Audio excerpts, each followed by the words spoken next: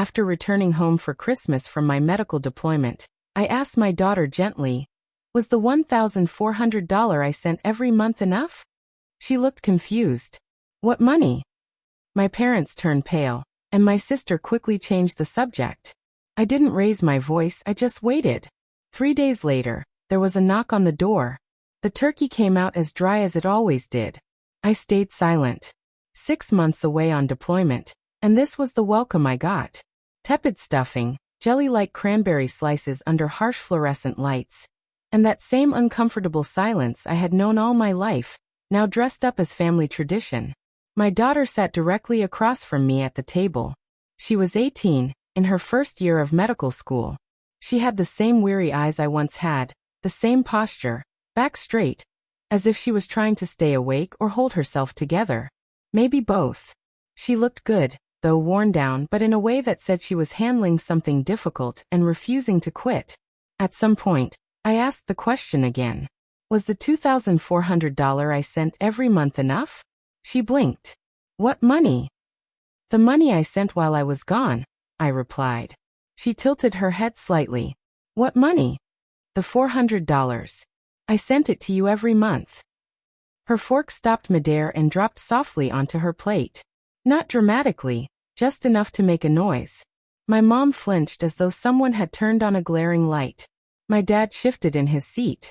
My sister suddenly became deeply interested in her wine glass. "You sent that to me?" my daughter asked. I nodded. "Of course.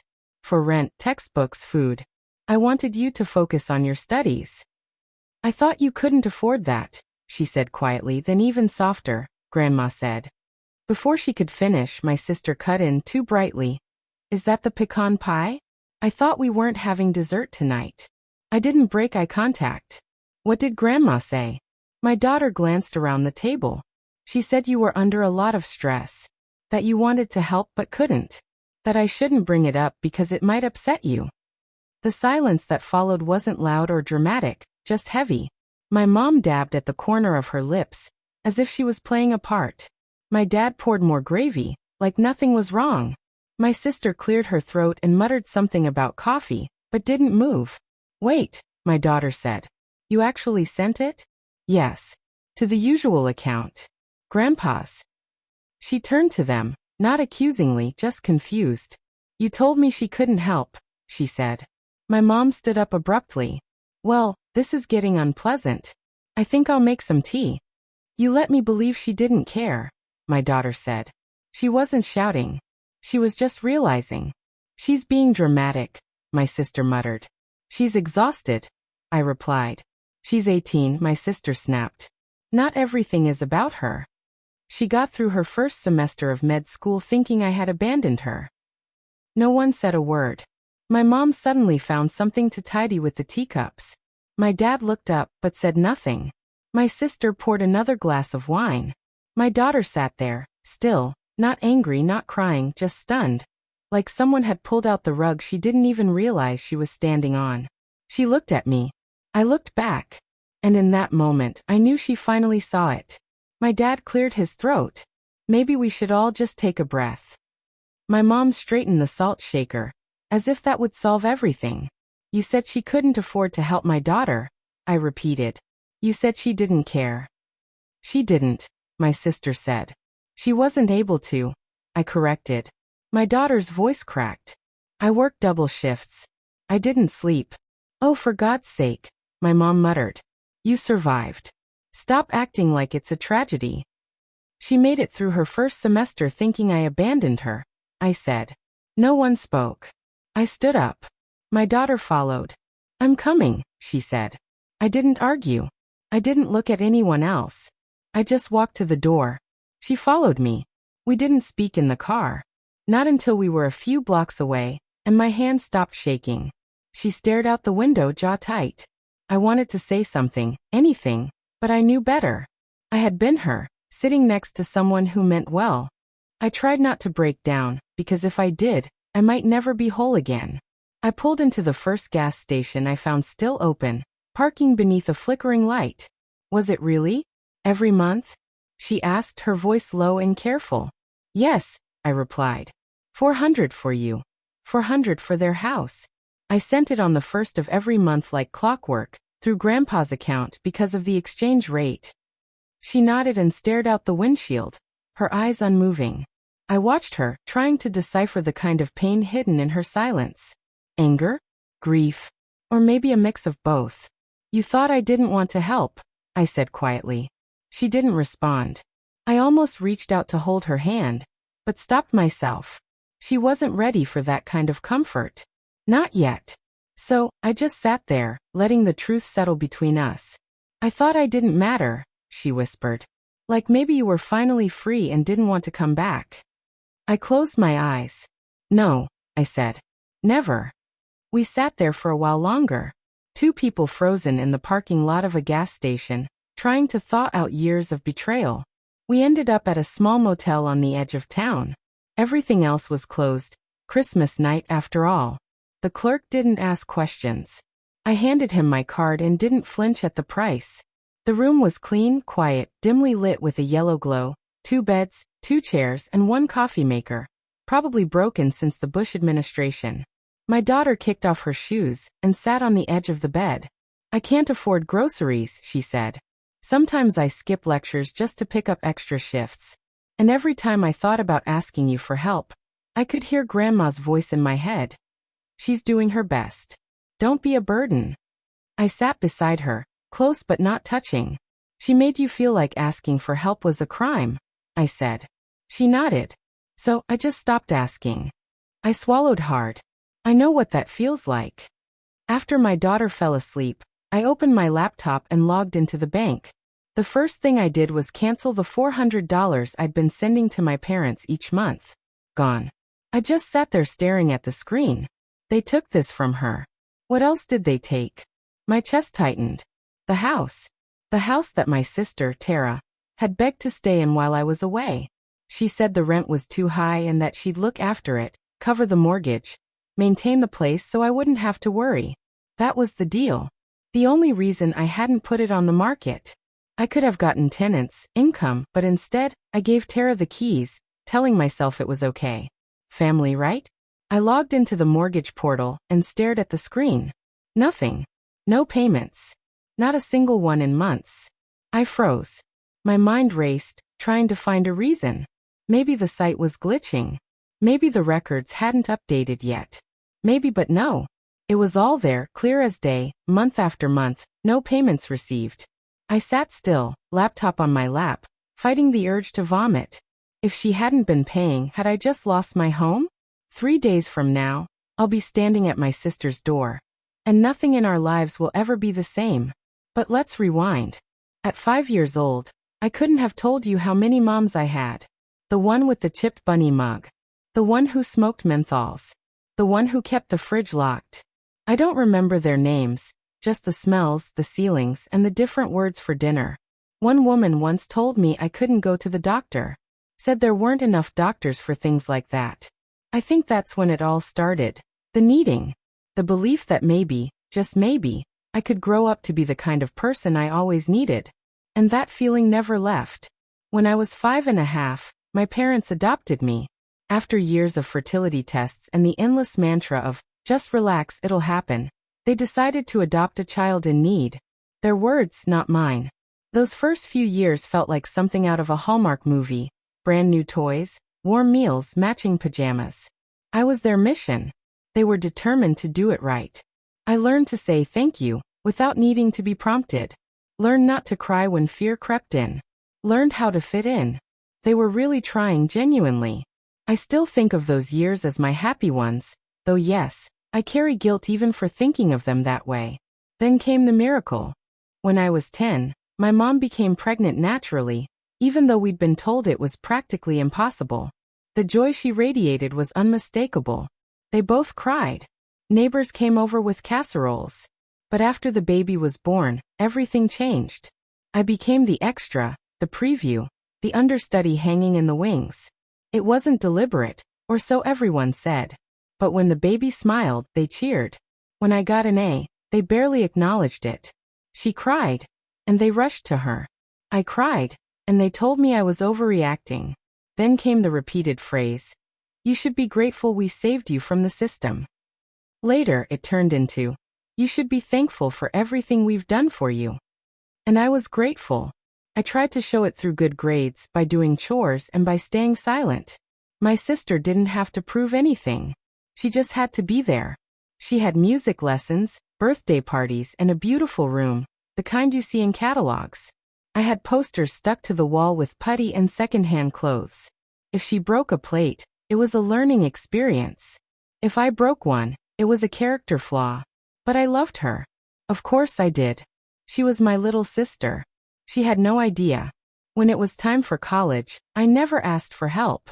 It didn't even cross my mind. Asking would have felt selfish. I thought I should handle it alone. I imagined it would be an epic story. Long hours at work, late-night study sessions, and becoming a self-made hero. The reality was different. I was exhausted to my core. Once, I fell asleep waiting for a bus, and woke up to a stranger poking me with a pen. Somehow I made it. After earning my degree and starting my career, I felt indebted to them. They had saved me, after all. So I helped with expenses, groceries, bills, vacations, and little things here and there. When my sister went to college, I paid a portion of her tuition. It was unspoken but expected. That's how things worked in our family. My success was their investment, even after I got married and moved abroad. The money kept flowing. My dad had set up an international account with better rates and fewer fees. I used it every month without fail. My husband stayed overseas after we separated, but I didn't. I came back with my daughter, who was one, fierce, loud, and bright. I didn't have much, but I had her.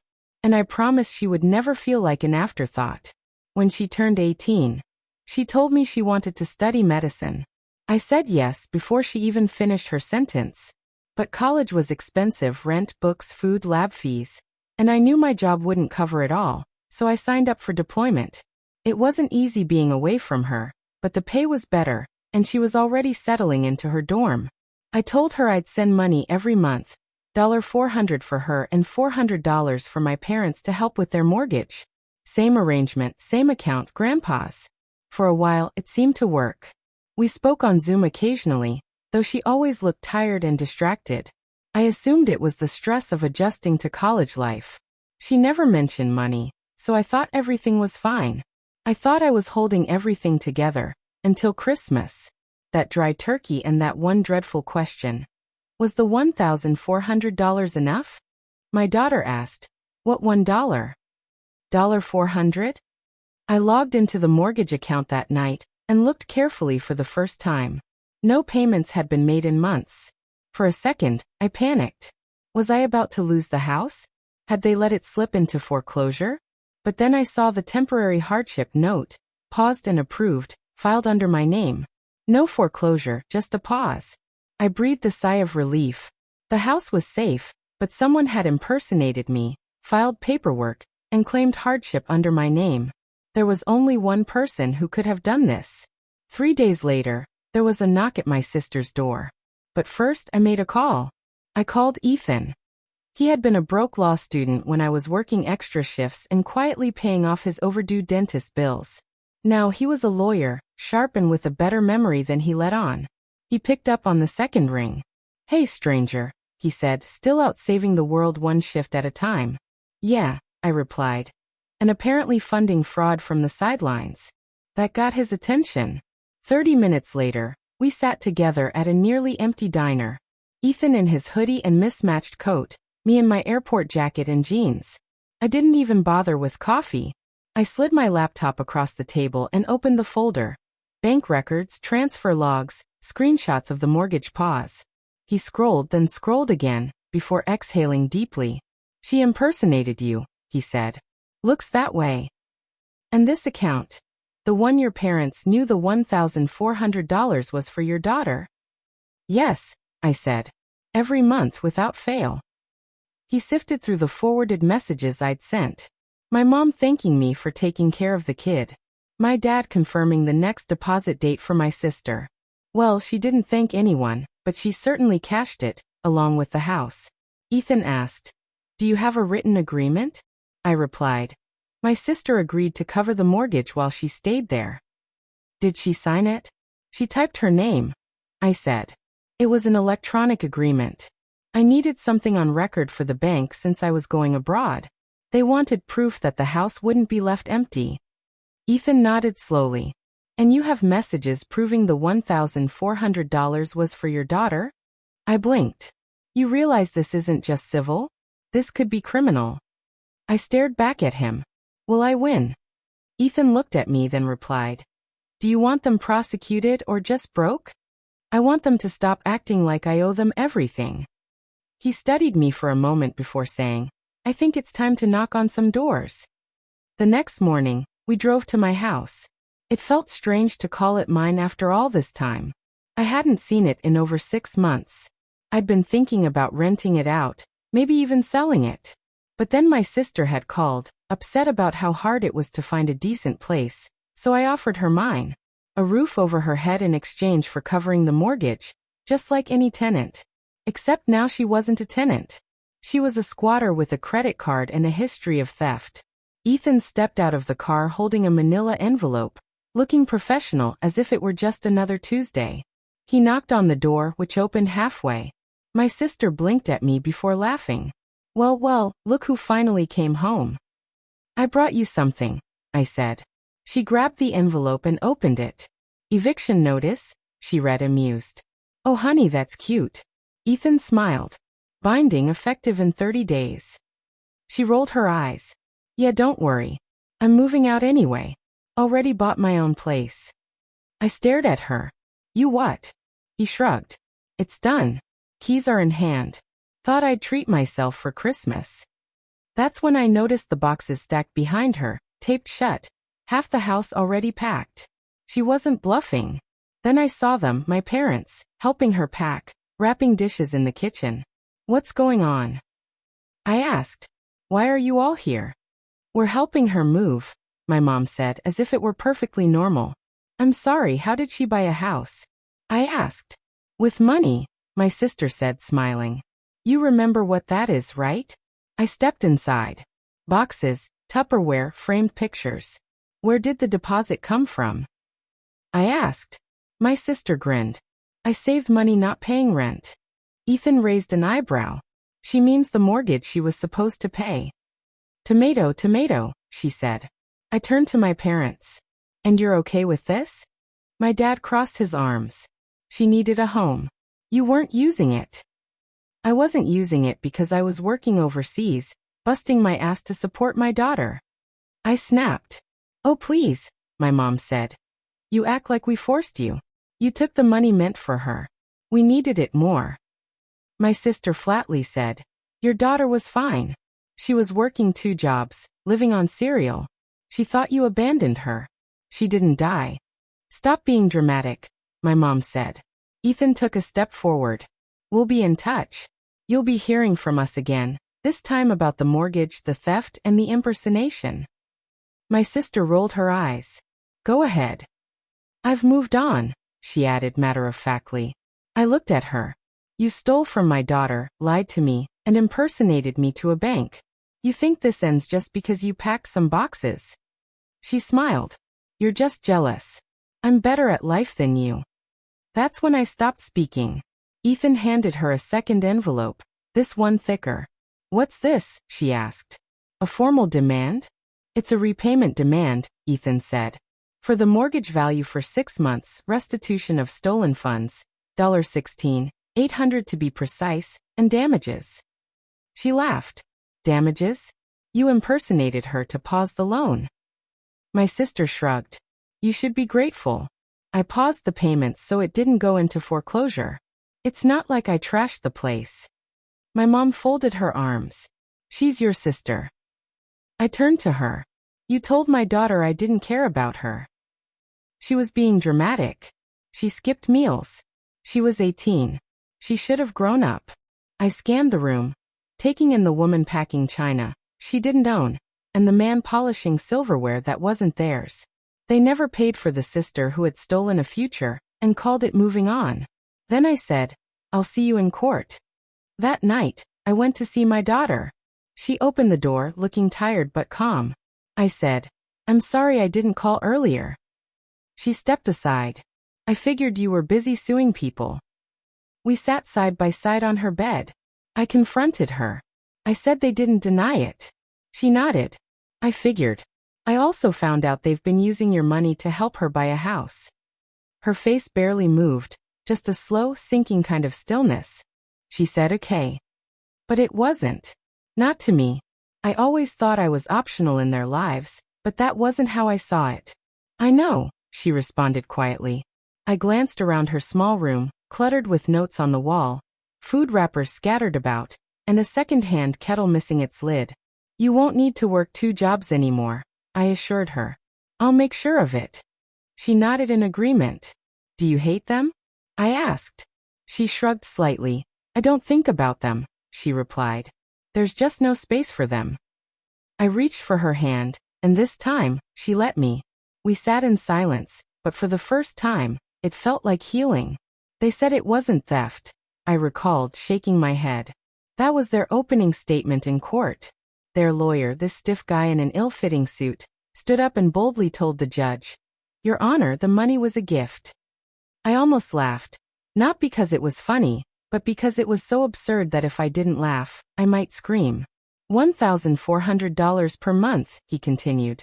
Transferred through the grandfather's account. No formal conditions, clearly a voluntary gift. He seemed so proud of himself for that argument. But my lawyer stood up, calm as ever. We have text messages where the plaintiff clearly states that the money is for her daughter's living expenses and tuition. The judge nodded. Let's see them, he said. We handed over the screenshots, the ones where I had written, just send her college money for November, the same amount as last month. Please make sure it goes to her, and if I miss the first by a day, just transfer it anyway, please. The opposing lawyer glanced at the texts, and then he pivoted like a gymnast. Well, he said, that may have been the plaintiff's intention, but there's no evidence the recipients agreed to those terms, and no formal contract in place. I swear if informal roles were admissible, we'd have one right there.